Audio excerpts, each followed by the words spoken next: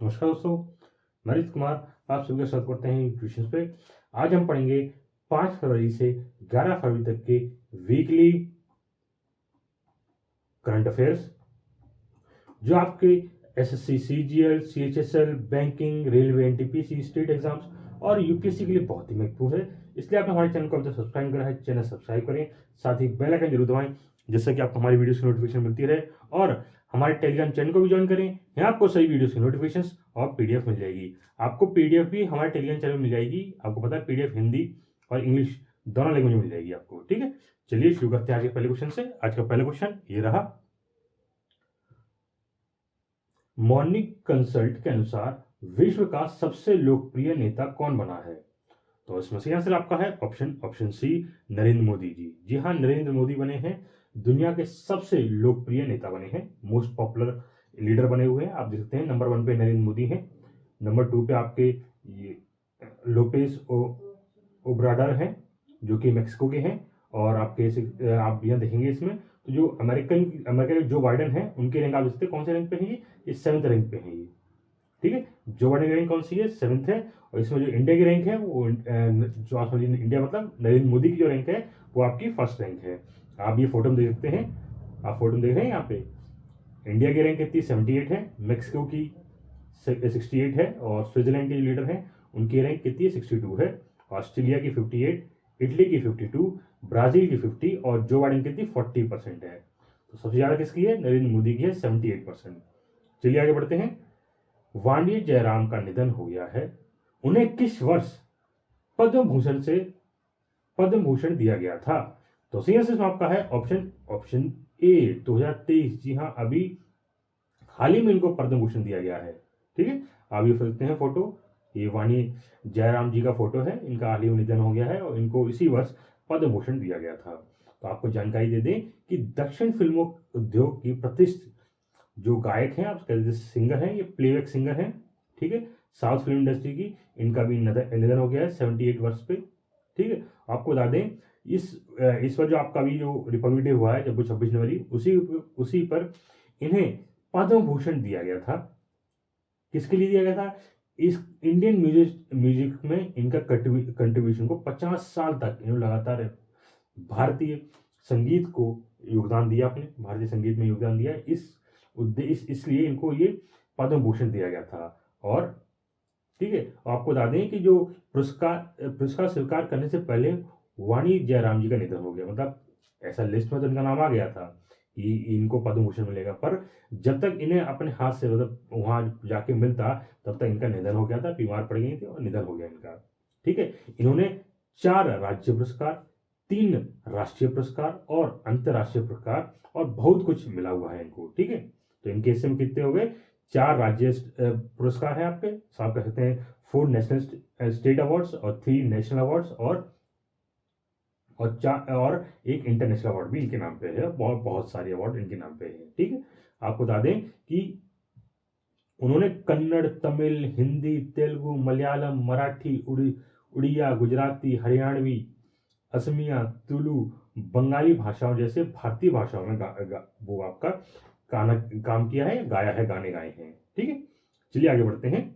किस देश ने बैंक नोटों से ब्रिटिश राजशाही को हटा दिया है? तो सही आंसर आपका है ऑप्शन बी, ऑस्ट्रेलिया। जी हाँ, ऑस्ट्रेलिया वो कंट्री है जिसने जो आप ब्रिटिश मोनार्की जिसे हम कह सकते हैं, जहाँ पे इनके जो नोट थे ऑस्ट्रेलिया के, उस नोट पर क्या होता था कि जो उनका फोटो लगता था वो जो ब्रिटेन की रानी थी उनका फोटो लगता था, वो उसको खत्म कर दिया है। अब ये किसी और, अब उसकी जगह ये कल्चर का फोटो लगाएंगे अपने, मतलब ये कल्चर्स को प्रमोट करेंगे। आपको बता दें कि आपको जानकारी दे दें कि ऑस्ट्रेलिया ने घोषणा की है कि वह अपने बैंक नोटों से ब्रिटिश साम्राज्य को मिटा देगा। दिवंगत महारानी एलिजाबेथ द्वितीय की छवि को अपने $5 के नोट पर स्वदेशी संस्कृति का सम्मान करने के वाले डिजाइन के साथ बदलेंगे। मतलब इनका जो $5 का नोट हुआ करता था, उस $5 के नोट पर महारानी एलिजाबेथ द्वितीय का फोटो हुआ करता था। ठीक है, जिनका हाल ही निधन हो गया है। अब कौन आ गए, चार्ल्स थर्ड आ गए हैं राजा। पर अब इनके जो नोट हैं इन पे इनका फोटो ना रखे, इन्होंने कहा है कि हम इनका फोटो नहीं देखेंगे, अब हम अपने स्वदेशी मतलब अपने इंडिजीनियस जो कल्चर इनका खुद का, उसको प्रमोट करेंगे और उसे जो नोट डिजाइन होगा ₹5 का $5 का समझ लीजिए, वो उसी हिसाब से डिजाइन किया जाएगा। ठीक है, आपको बता दें केंद्रीय बैंक ने अपने उत्तराधिकारी चार्ल्स थर्ड को $5 के नोट से बाहर करने का निर्णय निर्णय का मतलब है कि ऑस्ट्रेलिया की कागजी मुद्रा पर कोई ब्रिटेन आधारित सम्राट नहीं रहेगा। ठीक है, और आपको बता दें कि रिजर्व बैंक ऑफ ऑस्ट्रेलिया ने सूचित किया है कि वह एक नए डिजाइन का स्वदेशी लोगो लाने पर परामर्श कर रहे हैं। पहले ऑस्ट्रेलिया लोगों की संस्कृति और इतिहास का सम्मान करता है।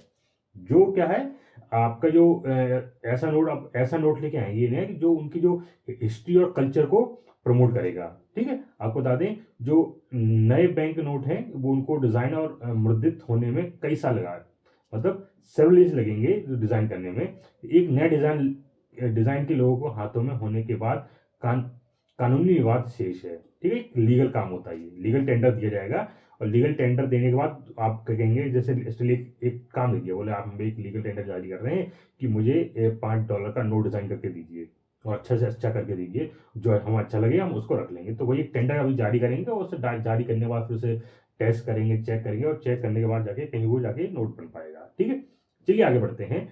खेलो इंडिया विंटर गेम्स के लिए शुभंकर थीम जर्सी किसने लॉन्च की है? शुभंकर मतलब हो गया आपका मैस्कॉट। तो सही आंसर आपका है ऑप्शन सी, अनुराग ठाकुर। जी हाँ, अनुराग ठाकुर ने लॉन्च किया है खेलो इंडिया विंटर गेम्स का मैस्कॉट। आप देखते हैं ये मैस्कॉट है। ठीक है, और इसकी थीम और इसकी जर्सी। ठीक है, तो आपको जानकारी दें इसके बारे में।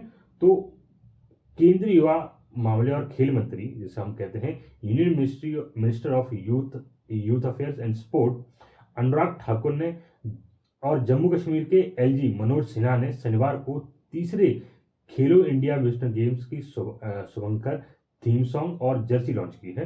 और आपको बता दें शीतकालीन खेलों का आयोजन इस महीने 10 तारीख से 14 तारीख तक होंगे, मतलब 10 फरवरी से और 14 फरवरी तक होंगे।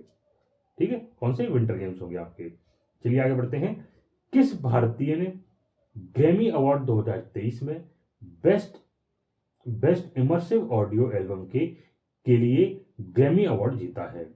तो सही आंसर आपका है ऑप्शन सी, रिक्की केज। जी हाँ, रिक्की केज ने ये अवार्ड जीता। आप देखते हैं फोटो है ये रिक्की केज जी का। इनको मिला है ग्रैमी अवार्ड। किसके लिए मिला है? किसके लिए? बेस्ट इमर्सिव ऑडियो के लिए, ऑडियो एल्बम के लिए।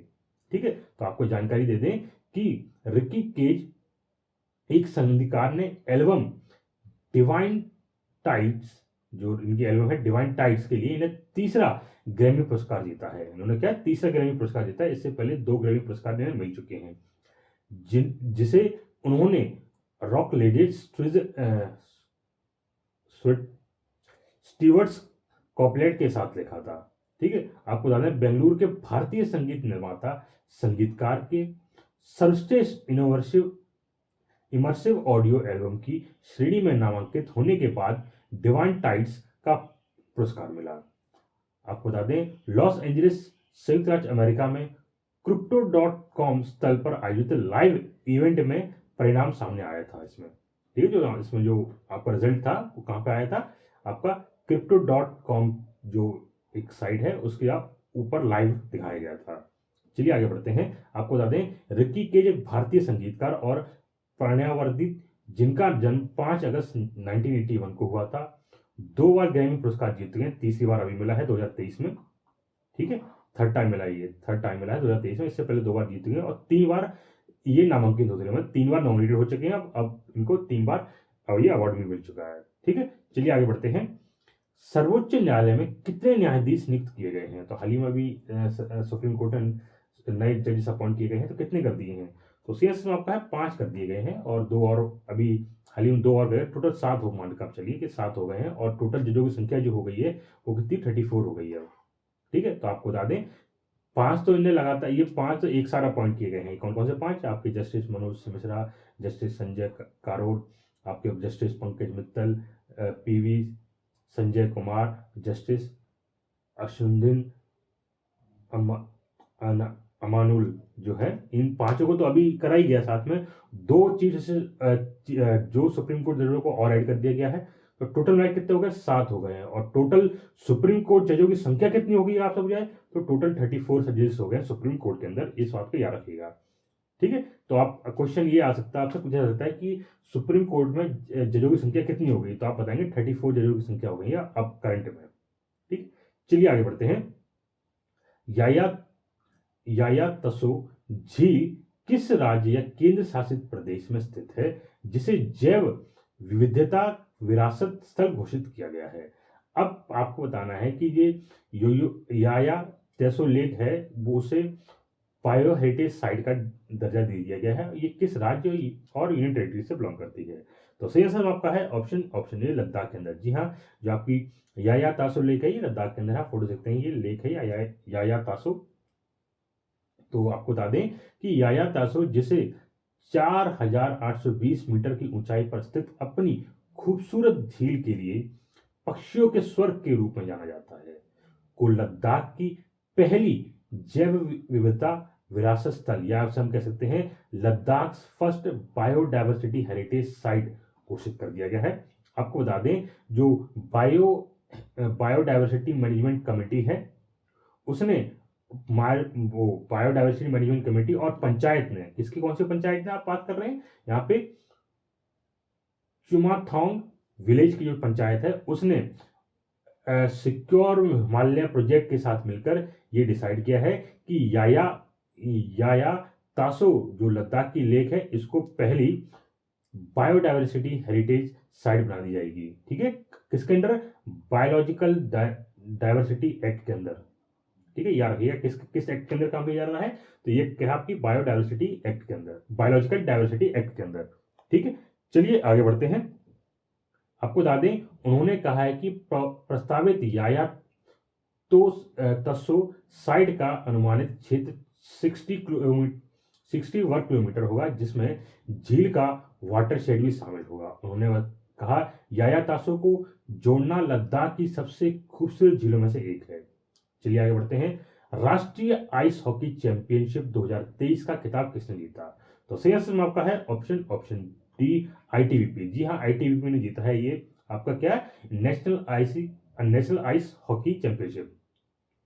आप फोटो देखते हैं, ये आईटीबीपी टीम की फोटो है। आपको बता दें कि भारतीय तिब्बत सीमा बल जिसे हम कहते हैं आईटीबीपी, आप हम कह सकते हैं इंडो तिब्बतन बॉर्डर पुलिस जिसे कहते हैं, जिसने केंद्रीय मतलब सेंट्रल आइस हॉकी टीम है जो लेह के लद्दाख में लेह में मैच हुआ था।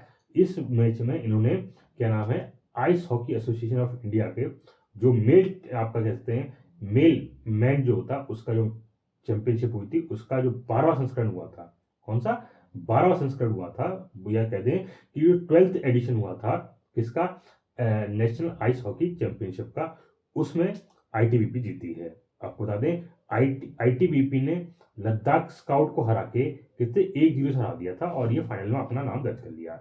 यह लगातार तीसरी बार है कि आपकी जो माउंटेन ट्रेन फोर्स है इन्होंने ये premium national ice hockey championship जीती है। ठीक है, चलिए आगे बढ़ते हैं और बताता हूं आपको इसमें कि ice hockey association of India के प्रेसिडेंट हैं डॉक्टर सुरेंद्र मोहन बली, और आपको बता दें इसके जो इंडिया मेंबर बना था किसका, इंटरनेशनल आइस हॉकी फेडरेशन का, वो बना था अप्रैल 27, 1989 में। और ठीक है, चलिए इतना ही रखते हैं, आगे बढ़ते हैं। निसार उपग्रह किस वर्ष लॉन्च किया जाएगा? तो सही आंसर आपका है ऑप्शन सी, 2024 में।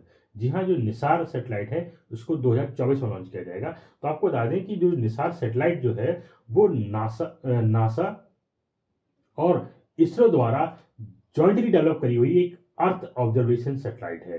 ठीक है, ये दोनों क्या है, नासा ने और इसरो ने दोनों मिलकर डिजाइन करी है एक अर्थ ऑब्जर्वेशन सैटेलाइट है जिसे हम कहते हैं निसार। निसार मतलब क्या है, Nisar ISRO synthetic aperture radar के साथ आएगी। ठीक है, और आपकी ये इसे क्या नाम है, आपकी जो अमेरिकन स्पेस एजेंसी है जिसका नाम है जेट प्रोपल्सन लेबोरेटरी है जो सदर्न कैलिफोर्निया के अंदर है, वहां से इसको आपका विदा कराया गया है। अब ये इंडिया आएगा और इंडिया आके इसे क्या है नासा लॉन्च कर देगी। तो इसमें आपको बता दें कि इसे जो इसरो है इसको निसार को यूज करेगी, किसके लिए यूज करेगी निसार को, तो निसार का यूज होगा एग्रीकल्चर मैपिंग, मतलब आपका जो ये समझिए आपका जितना भी कृषि क्षेत्र होता है उसको पूरा नापने के लिए, मॉनिटरिंग ऑफ ग्लेशियर्स, मतलब हमने जो ग्लेशियर्स हैं उन पर निगरानी रखेगी, और पहाड़ों पे लैंडस्लाइड प्रोन एरिया जो होते हैं जहाँ भूस्खलन क्षेत्र भूस्खलन ज़्यादा होता है और साथ ही कोस्ट लाइन जो होता है उन सभी पर नजर रखी जाएगी किसके निसार सैटेलाइट के थ्रू। ठीक है, चलिए आगे बढ़ते हैं। प्रधानमंत्री की आर्थिक सलाहकार परिषद में किसे शामिल किया गया है? तो आपको बताना है कि इकोनॉमिक एडवाइजरी काउंसिल के अंदर किसको इंक्लूड किया गया है। तो सही आंसर आपका है ऑप्शन डी, शमिका रवि। जी हाँ, फोटो देखते हैं आप, ये शमिका रवि जी को शामिल कर लिया गया है prime ministers economic advisory council के अंदर। आपको जानकारी दे दें कि आपकी जो शमिका रावी हैं इनको अपॉइंट किया गया है economic advisory council to prime minister के अंदर। और आपको बता दें एक ये नॉन रेसिडेंशियल सीनियर फेलो हैं, ठीक है, जो गवर्नेंस स्टडी प्रोग्राम कर रही हैं, कहाँ से? ब्रुकिंग इंस्टीट्यूट वॉशिंगटन डीसी से। आपको बता दें प्रधानमंत्री की आर्थिक सलाहकार परिषद भारत सरकार को आर्थिक और संबंधित मुद्दों पर सलाह देने पर गठित एक स्वतंत्र निकाय है, विशेष रूप से प्रधानमंत्री। मतलब ये क्या है, ये एक तरह से आप मान लें कि ये जो आपके इसे हम कहते हैं क्या, इकोनॉमिक एडवाइजरी काउंसिल जो है वो प्राइम मिनिस्टर को या कहते हैं गवर्नमेंट ऑफ इंडिया को हेल्प करती है आपकी इकोनॉमिक एक्टिविटीज के ऊपर, या कोई एडवाइस चाहिए होती है, किसी कोई सलाह चाहिए तो वो ले सकती है, या प्राइम मिनिस्टर उससे ले सकते हैं, किससे? इकोनॉमिक एडवाइजरी काउंसिल से उससे सलाह ले सकते हैं कि हम कोई काम करना चाह रहे हैं, क्या कैसे किया जाए, किस हिसाब से होना चाहिए।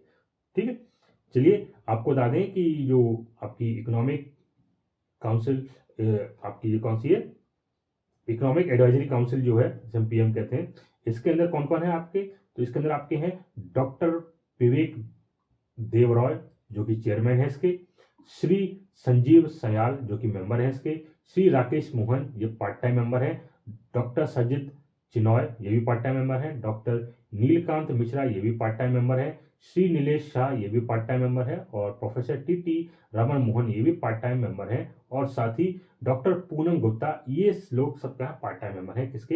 इकोनॉमिक एडवाइजरी काउंसिल के। चलिए आगे बढ़ते हैं। आपको प्रधानमंत्री ने एशिया की सबसे बड़ी हेलीकॉप्टर निर्माण इकाई का उद्घाटन कहाँ किया है? तो सही आंसर आपका है ऑप्शन डी, तुमकुरू। ठीक है, तुमकुर में आपका ये आपको उद्घाटन किया गया है किसका? एशिया की लार्जेस्ट हेलीकॉप्टर मैन्युफैक्चरिंग यूनिट के अंदर। आप देखते हैं ये फोटो है उधर का, और ये आपका कहाँ? कर्नाटका के अंदर है आपकी तुमकुरू। ठीक है, तो आपको बता दें कि जो प्रधानमंत्री नरेंद्र मोदी ने कर्नाटका के तुमकुरू में हिंदुस्तान एरोनॉटिक लिमिटेड के हेलीकॉप्टर कारखाने को समर्पित किया। मतलब ये जो हेलीकॉप्टर जो पूरा आपका जैसे फैक्ट्री है वो किसको दे दी गई है? एचएएल को दे दी गई है। आप जानते हैं एचएएल गवर्नमेंट कंपनी है और यही इसको पूरा ऑपरेट करेगी, यही आपके हेलीकॉप्टर्स बनेंगे। तो आपको इसका जो फाउंडेशन, इस जो फैक्ट्री है इसका फाउंडेशन स्टोन मोदी जी ने 2016 में रख दिया था। और इस जो पूरा आपका जो हेलीकॉप्टर बनेगा उसमें आपको एक तरह से पूरा कंप्लीट इकोसिस्टम होगा जिसमें लगभग 6000 लोगों को रोजगार मिलेगा। ठीक है, और आपको बता दें इस जो आपकी ये जो हेलीकॉप्टर यूनिट बनी है, आपके फैक्ट्री बनी है, ये एशिया की लार्जेस्ट हेलीकॉप्टर मैन्युफैक्चरिंग फैसिलिटी होगी।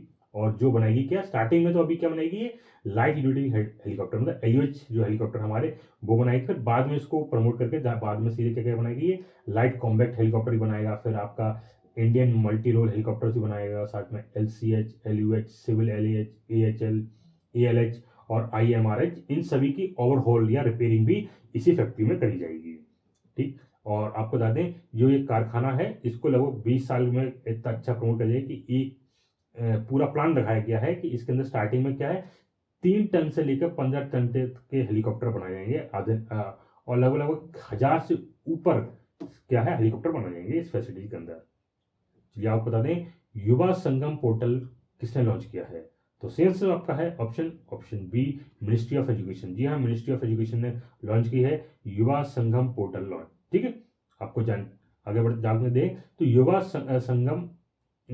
संगम आपका रजिस्ट्रेशन पोर्टल है जो कि न्यू दिल्ली के अंदर लॉन्च हुआ है। आपको बता दें जो युवा संगम एक तरह के प्राइम मिनिस्टर मोदी का एक इनिशिएटिव है जिसके तहत जो क्या है आपका जो संबंध है, जो बीच में आप रिलेशन जो है वो बनाना चाह रहे हैं किसके बीच? नॉर्थ ईस्ट रीजन और रेस्ट ऑफ इंडिया के साथ, मतलब पूरे वर्ल्ड। और कौन सी स्पिरिट के साथ? एक भारत श्रेष्ठ भारत, है ना, एक भारत श्रेष्ठ भारत की भावना के तहत पूर्वोत्तर क्षेत्र के युवाओं और शेष भारत के बीच घनिष्ठ संबंध बनाने के लिए प्रधानमंत्री नरेंद्र मोदी की ये पहल है। ठीक है, आपको बता दें कि पहल के तहत 20,000 से अधिक युवा देश भर में यात्रा करेंगे और क्रॉस संस्कृति शिक्षा के लिए अनूठा अवसर प्राप्त करेंगे। चलिए आगे बढ़ते हैं। मातृभूमि बुक ऑफ द ईयर पुरस्कार किसने जीता है? तो सही आंसर मौका है ऑप्शन ए डॉक्टर पैगी मोहन। जी हाँ, आप देखते हैं फोटो उनका, ये है डॉक्टर पैगी मोहन। इन्होंने जीता है मातृभूमि book of the year award. ठीक है, और आपको बता दें कि जो लेखक हमारी है डॉक्टर पैगी मोहन ने मातृभूमि इंटरनेशनल फेस्टिवल ऑफ लेटर्स, जिसे हम कहते हैं, पूरा नाम है इसको, ठीक है, इसका जो चौथा एडिशन हुआ था, उसमें जो मातृभूमि बुक ऑफ द ईयर का पुरस्कार जीता है। ठीक, और आपको बता दें कि प्रवासन के परिणाम के रूप में भाषा के विकास को चित्रित करने वाली उनकी पुस्तक वंडर्स किंग एंड मर्चेंट्स ने एक पुरस्कार जीता है, जिन्होंने नगद पुरस्कार और एक मूर्ति के रूप में 2 लाख रुपए शामिल है। ठीक है, आप सकते हैं कि इन्हें जो इसमें क्या मिला है, इनकी जो बुक आपकी कौन सी है, आपकी वंडर्स किंग्स एंड मर्चेंट्स, ये बुक है, इनके लिए ये पुरस्कार इन्हें मिला है और इस पुरस्कार में इनको एक मूर्ति दी गई है, साथ ही 2 लाख रुपए कैश दिए गए हैं। ठीक है, आप आगे बढ़ते हैं। कौन सा ग्रीन बॉन्ड लाने वाला पहला नगर निकाय बन गया है? तो आपको बताना है ग्रीन बॉन्ड किस म्यूनिसिपैलिटी ने लॉन्च किया है। तो सही आंसर आपका है ऑप्शन सी इंदौर। जी हाँ, इंदौर ने लॉन्च किए हैं आपके ग्रीन बॉन्ड्स। तो आपको बता दें जो ग्रीन बॉन्ड्स असल में क्या होता है, ग्रीन बॉन्ड होता है जैसे वहां पे कोई आपकी एक 60 वाट की यहाँ लगा, 60 वाट की सौर यंत्र, एकदम सोलर पैनल लगा दिए गए हैं 60 वाट के। उसमें क्या है, आपसे बोला गया कि आप भी अपना इन्वेस्टमेंट कीजिए, मतलब क्या है, आम लोग जिसमें है उसमें आप अपना रुपये लगा सकते हो कोई भी। तो अब जैसे उनने क्या बॉन्ड जारी कर दिए, बॉन्ड जारी कर दिए कितने, 20,000 रुपये या 10,000 रुपये, चाहे 5, मान लेते स्टार्टिंग में आपके 1 लाख रुपये की बॉन्ड लेती है। तो क्या है, 1 लाख रुपये के बॉन्ड क्या वो सरकार क्या नाम है उनसे आपसे लेगी, म्यूनसिपल पार्टी आपसे लेगी, और उसको लेके वो जो रुपये आपसे लिया है उसको वो रुपये लेके उसमें आपका इन्वेस्ट कर देगी, किसमें, सोलर प्लांट के अंदर इन्वेस्ट कर देगी। वहां से जो आपका इंटरेस्ट पाया जाता है वो आपको, जैसे स्टॉक मार्केट आपने देखा है, स्टॉक मार्केट सेम प्रोसेस होता है इसके अंदर। तो आपको जो ग्रीन बॉन्ड है ये भी लिस्टेड कर जाएंगे आपके नेशनल स्टॉक एक्सचेंज के अंदर। तो आप ये एक तरह से आप लीजिए, जो आपके बॉन्ड्स है वो नेशनल स्टॉक मार्केट में आपके वहां पे दिखाए जाएंगे। ठीक है, और वहां पे आप जैसे वहां से खरीद सकते हैं, बेच सकते हैं यहीं पे आप। ठीक है, कहाँ पे, नेशनल स्टॉक एक्सचेंज पे। चलिए, और यही आपको ये जानकारी दे रखी है कि आप क्या करेंगे। ये एक तरह से ग्रीन बॉन्ड क्या है, ग्रीन बॉन्ड क्या है, एक तरह से डेबिट सिक्योरिटी है by an organisation for financing और रीफाइनेंसिंग प्रोजेक्ट। मतलब कोई एक ऑर्गेनाइजेशन है जिसमें आपको मैंने बताया है कि वो कोई काम करने जा रही है और वो आपको क्या है, आपका उसमें काम कर रहे हैं और वो कंपनी क्या चाह रही है, आपसे रुपये मिलना चाह रही है। तो वो कोई भी काम करे पर्यावरण पर, जो ग्रीन बॉन्ड मतलब हो गया पर्यावरण पर काम, जो एक तरह से इन्वायरमेंट या क्लाइमेट पर वर्क कर रहा हो उसी को हम कहते हैं ग्रीन बॉन्ड। या आप इसी कह सकते हैं ग्रीन बॉन्ड को ही हम क्या कहते हैं, क्लाइमेट बॉन्ड भी कहते हैं। इसमें क्या है, क्लाइमेट किया कहते हैं पर्यावरण पे या इन्वायरमेंट पे वर्क किया जाता है, और इसी में आप कोई काम करने के लिए अगर कोई जारी करता है बॉन्ड, जैसे हमें कोई काम करना है उसमें रुपए चाहिए, तो हमारे पास इतने रुपए नहीं है, तो हम लोग बॉन्ड जारी कर दिया, हमने क्या उसको शेयर भेज दिए, जैसे होता है ना, अपनी कंपनी होती है, कंपनी का हमने 10% दे दिया, 15% दे दिए, तो वो एक तरह से बॉन्ड हो गए, दे दिए। ठीक है, चलिए आगे बढ़ते हैं। नेशनल बीच सॉकर चैंपियनशिप किसने जीता है?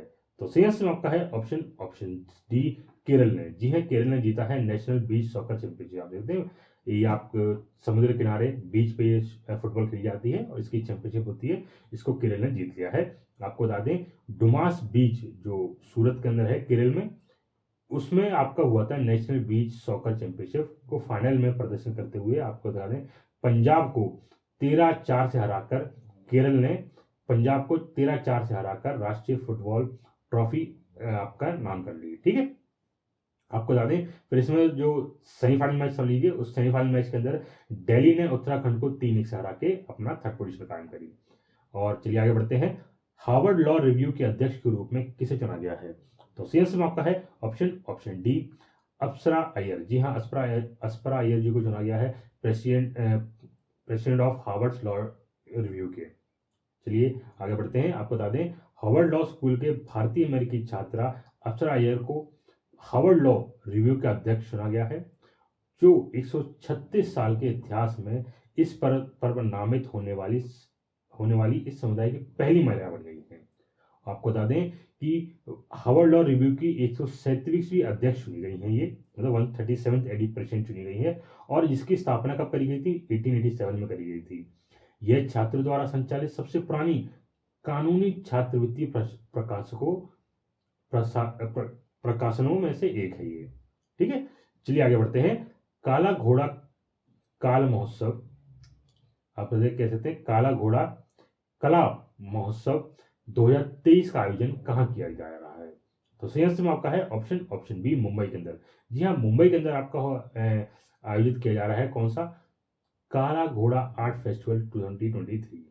ठीक है, आपका ये आपको जानकारी दें इसमें। तो काला घोड़ा कला महोत्सव 4 फरवरी से शुरू होकर 12 फरवरी तक चलेगा, मतलब आपका आदि तक चलेगा। और आपको बता दें काला घोड़ा कला महोत्सव एशिया का सबसे बड़ा मल्टी कल्चरल फेस्टिवल कह सकते हैं, इसे कह सकते हैं मल्टी कल्चरल फेस्टिवल कह सकते हैं। ये लगभग 9 दिन चलता है।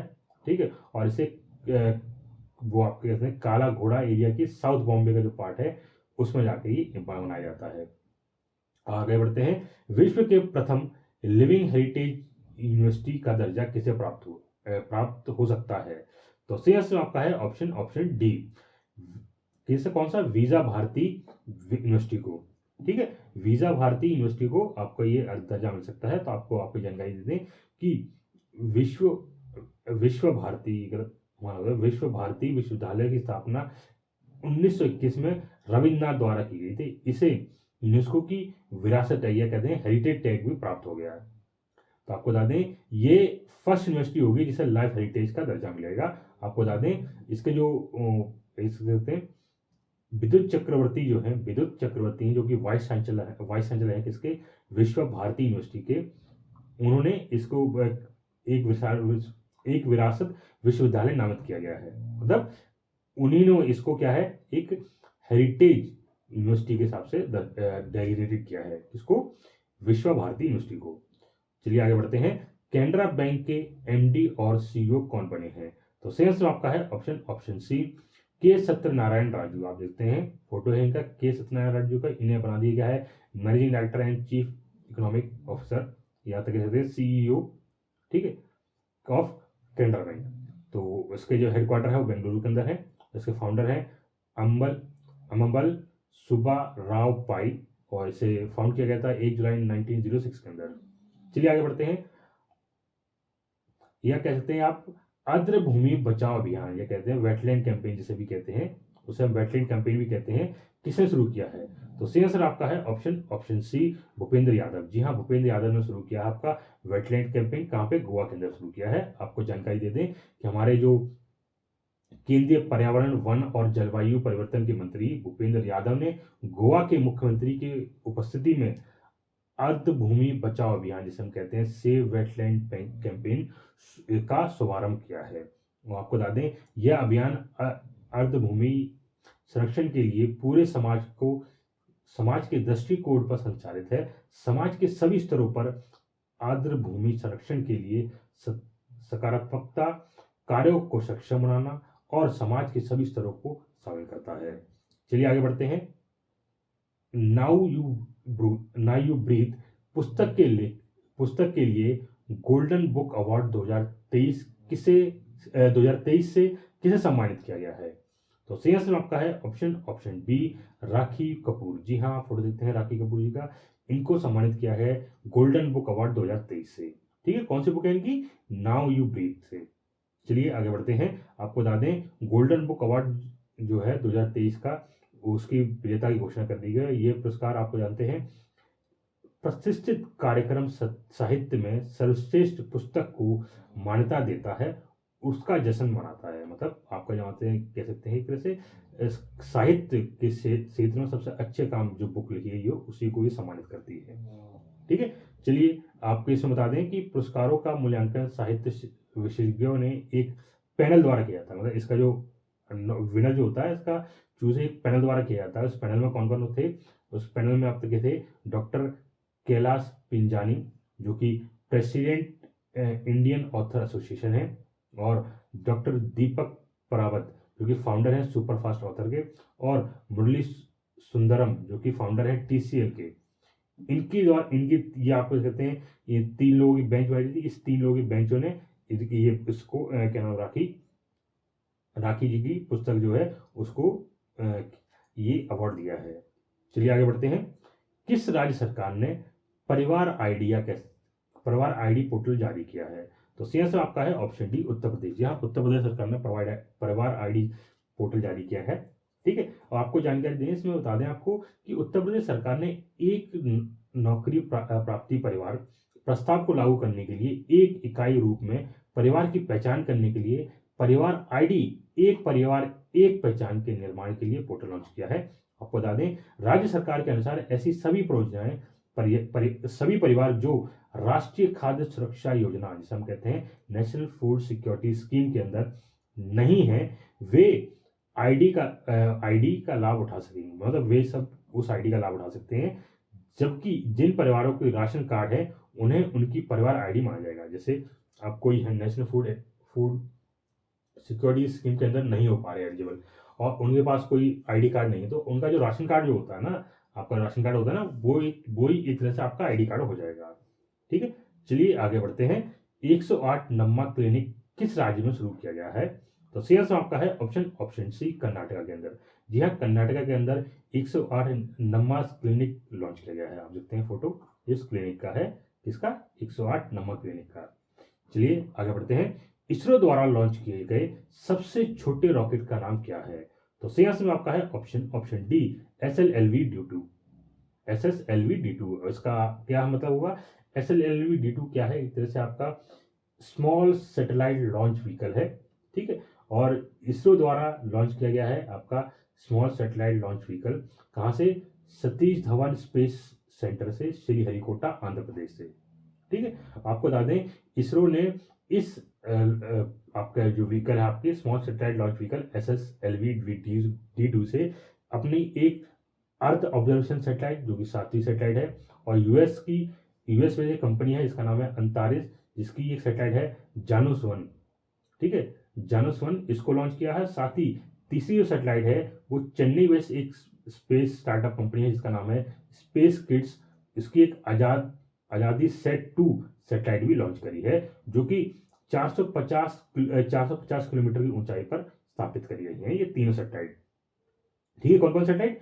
अर्थ ऑब्जर्वेशन सैटेलाइट 7 जो कि भारतीय सैटेलाइट है, और जो यूएस की एक कंपनी है इसका नाम है अंतारिस, जिसकी सैटेलाइट का नाम है जानूस 1 उसको, और एक चेन्नई बेस्ड स्टार्टअप कंपनी है जिसका नाम है स्पेस किड्स, इसकी एक सैटेलाइट है आजादी सेट 2, इसको भी इसरो ने लॉन्च किया है। ठीक है, चलिए आगे बढ़ते हैं। भारत के किस क्षेत्र किस केंद्र शासित प्रदेश में लिथियम के भंडार पाए गए हैं? तो सही आंसर आपका है option B Jammu and Kashmir. जी हाँ, जम्मू एंड कश्मीर के अंदर 5.9 मिलियन टन लिथियम रिजर्व पाए गए हैं। वो आपको बता दें ये इतना लिथियम है कि भारत की पूरी जो आपकी डिमांड है कब पूरी कर सकता है। ये हमें क्या है, अभी पूरा का पूरा लिथियम हमें बाहर से इंपोर्ट करना पड़ता है। अब ये रिजर्व मिलने के बाद हमें क्या है, हमारी जो जितनी डिमांड है पूरी, वो इस आप कह सकते हैं माइन से पूरी हो सकती है। ठीक है, वैसे क्या करता है इंडिया, आपके सबसे ज्यादा रिजर्व जो पाए जाते हैं वो आपके साउथ अमेरिका में पाए जाते हैं। साउथ अमेरिका कॉन्टिनेंट है उसके अंदर पाए जाते हैं, पर भारत में ये मिलने से क्या हुआ, हम लोगों की दूसरे देशों पर निर्भरता खत्म हो जाएगी। ठीक है, अगर ऐसा होता है, ऐसा रियल में आ भी जाता है और ये इसकी खुदाई शुरू हो जाती है, तो आप देखेंगे कि जो आपके लिथियम के आई प्रोडक्ट्स हो गए, जो आपकी जो बैटरियां होगी, उनकी कॉस्ट बहुत कम हो जाएगी, और जब उनकी कॉस्ट कम हो जाएगी तो आपके जो भी प्रोडक्ट बन के तैयार होता उसकी कॉस्ट भी अपने आप कम हो जाएगी। ठीक, चलिए आगे बढ़ते हैं। आपको बताते हैं तुर्की में भूकंप के बाद मदद के लिए भारत द्वारा कौन सा ऑपरेशन शुरू किया गया है? तो सही आंसर आपका है ऑप्शन सी ऑपरेशन दोस्त। जी हाँ, हमने अब ये आप जानते हैं कि टर्की में एक अर्थक्वेक आया है और बहुत ही भयंकर अर्थक्वेक आया है, लगभग 7.8 रेक्टर स्केल के मीटर पे आया है ये, और इस भूकंप से क्या तबाही मचा दी पूरे टर्की के अंदर, और लगभग आप जान सकते हैं अभी जो खबर आ रही है उसमें 5 से 7 हजार लोगों की मरने की खबर आ चुकी है। ठीक है, तो इसके लिए भारत सरकार ने एक ऑपरेशन शुरू किया है जिसका नाम है ऑपरेशन दोस्त, जिसके तहत इंडियन एयरफोर्स की मदद से हम टर्की के अंदर अपनी एनडीआरएफ की टीम, एक पूरा का पूरा एक हॉस्पिटल, आप सकते हैं कि हम पूरा हॉस्पिटल, एक लाइफ हॉस्पिटल ही उठा के ले गए हैं टर्की के अंदर लोगों की सहायता करने के लिए उनकी। ठीक है, चलिए आगे बढ़ते हैं, आपको जगह बता देते हैं टर्की है कहाँ पे। आप जगह देखते हैं, ये आपकी टर्की जो कंट्री है आपकी ईस्ट एशिया में पड़ता है। ठीक है, इस कंट्री में भूकंप आया है और ये हमारा प्यारा भारत है। ठीक है, ये क्या है, ये हमारा प्यारा भारत है। ठीक है, ये हमारा प्यारा भारत है, ये अब टर्की है। चलिए आगे बढ़ते हैं। केन्या लेडीज ओपन टाइटल 2023 का खिताब किसने जीता है? तो सही आंसर आपका है ऑप्शन सी, अदिति अशोक। जी हाँ, अदिति अशोक या पढ़ सकते हैं, इन्होंने जीता है केन्या लेडीज ओपन टाइटल 2023।